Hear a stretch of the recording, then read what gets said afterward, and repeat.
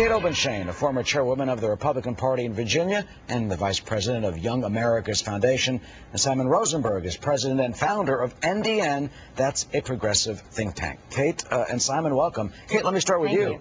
How will these ethics investigations, and if there are trials in September, how could they affect the election?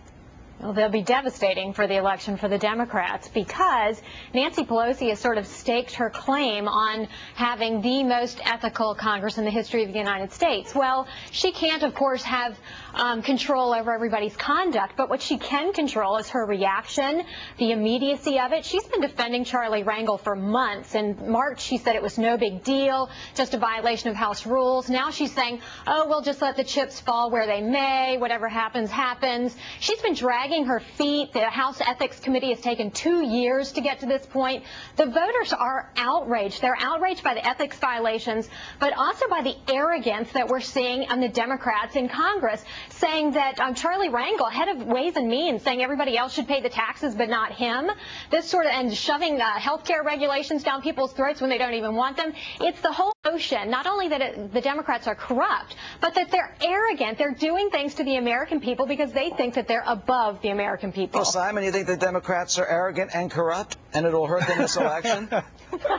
I don't. That's a great question. I don't think so, and I also think the Republicans shouldn't think they're going to get a lot out of all this. I mean, if you add Senator Ensign and Senator Vitter's problems, I mean, both parties have got problems with bad apples in the bunch of apples in Congress. I mean, the stuff that's gone on with Senator Vitter and prostitutes is way beyond anything that has happened on the Democratic side. So I think but both that's been sides done. That was years ago, and that was settled. Both sides. You've got investigations going on now. Can I finish? Can I finish? Eric, you asked me a question. I'm going to answer. You can come back. And so I think I agree with the report that was on before we began, which is this election is going to be about the economy. And if the Republicans don't stay focused relentlessly on economic matters in the fall, they're going to be punished by the voters. The voters want to have a conversation about the economy. That's where the battle is going to be. All this other stuff is just a distraction. And the Republicans better be careful not to think that they're going to get much game out of what's going on with Rangel and others. Well, Simon, I mean, there may be a talk about distraction. When you say Rangel and others, you've got Rangel, one of the most powerful members of Congress. Now we have Maxine Waters under investigation. Look, Senator Ensign is one of the most powerful members. Let me just finish. I did it with you. Okay. If folks don't know, she is apparently under investigation, went to bat for a bank called One United.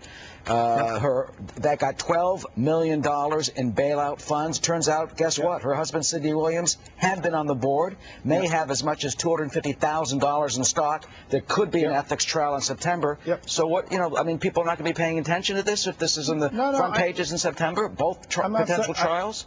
I'm not. Look, the Ethics Committee is dealing with this in a serious manner. They're moving forward on this, and I think that I just think my own prediction, and you can bring me back in the fall and we can talk more, is that I just don't think this is what the voters are going to be focused on in September and October. I think they want to talk about health care, they want to talk about the economy, they want to talk about America's role in the world, and the Republicans better be careful not to think that, because you know what I really believe? I think that voters think that both parties are corrupt, and that they don't. And so, and if you look at what's happened with the Republican Congress, Senator Ensign is a leader of the Republican Party who's had unbelievable ethical problems as well. Pox in both your houses. As well. Okay, so everybody does it. The conversation is going to be about the economy this fall. Okay, you're rolling your eyes. Look, what's happening right now with Rangel plays right into the economic conversation. It's about taxes. It's about the arrogance of government. Democrats thinking that government can solve all of our problems and that little people don't understand it. That's what's caused this Tea Party phenomenon. That's what's caused the outrage. That's what's caused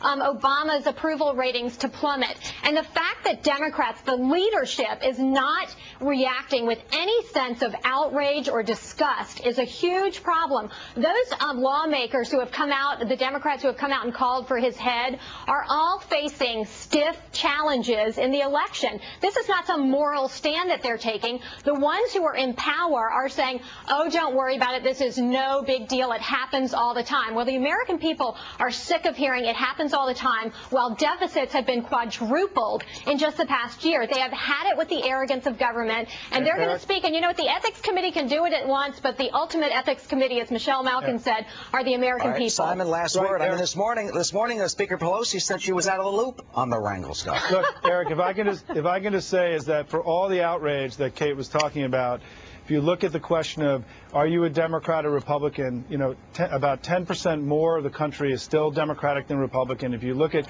the congressional generic numbers, the Gallup poll had the numbers swaying back towards the Democrats the last 2 weeks. They're up 4 to 5 points. Despite all the outrage that Kate is talking about, the poll data is holding very steady for the Democrats right now going into the fall. You guys just keep thinking that. Okay, and I am thinking that, Kate, actually, because it's true. They're tanking. And the polls are tanking, particularly among Hispanics and African Americans. That's a huge problem for you guys. There's no evidence that the numbers are tanking anywhere in the country. They're back at 2004 levels. Read Charlie Cook's report yesterday, Kate. He said the trend line is swinging back towards the Democrats for the first time in the entire cycle. I hope you guys hold on to that. You can read your own Fox polls, and you can look then at the polls that are real. Polls. And the thing is, they're trending towards the Democrats right now. All right. Right. 4-point net plus in Real Clear Politics on the congressional generic. You'll be fine. Simon and Kate, really enjoyed this. We want to have both of you guys back, right? And we're gonna check the amount of caffeine in the espresso down at the Washington Bureau. Thank you. Good to see you. And, of course, you can be sure to tune in today for a special that we have on the politics from America's election headquarters.